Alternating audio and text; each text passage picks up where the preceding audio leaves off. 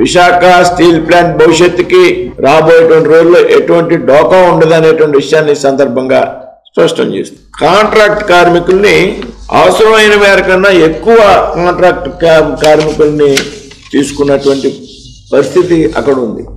ఆ మేరకు నేను ఇందాక మాట్లాడింది పర్మనెంట్ ఎంప్లాయీస్ గురించి. కొంతమందిని కాంట్రాక్ట్ కార్మికుల్ని తీయవలసినటువంటి అవసరం కనపడింది. ఏది చేసినా కానీ విశాఖ స్టీల్ ప్లాంట్ భవిష్యత్తు కోసం. మన కేంద్ర ఉక్కు గనుల శాఖ మంత్రి శ్రీ శ్రీనివాసరావు గారు మాట్లాడిన మాటలు మీరు మళ్ళీ విన్నారు కదా కాంట్రాక్ట్ కార్మికుల గురించి. అంటే విశాఖపట్నం స్టీల్ ప్లాంటు బాగుపడటం కోసం 5,000 మంది కాంట్రాక్ట్ కార్మికులను తొలగించారు. ఆ విషయాన్ని ఆయన కూడా ఒప్పుకుంటున్నారు.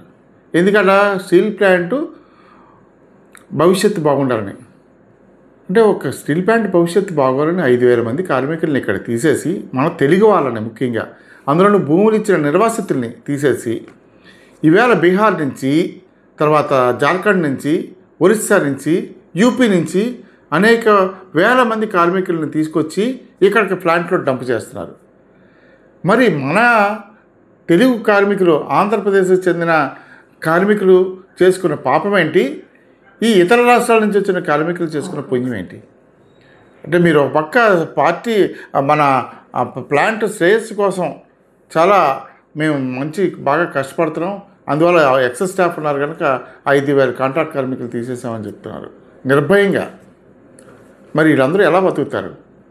వీళ్ళని తీసేసి అంటే వాళ్ళ ప్లాంట్ బాగుపడుతుందని మీరు చెప్తున్న మీరు ఈవేళ ఇతర రాష్ట్రాల నుంచి వేల మంది కార్మికుల్ని మీరు ఎందుకు తీసుకొస్తున్నారు? ఇది తెలుగు ప్రజలందరినీ కూడా వేధిస్తున్న ప్రశ్న. దీనికి మీరు సమాధానం చెప్పాలి.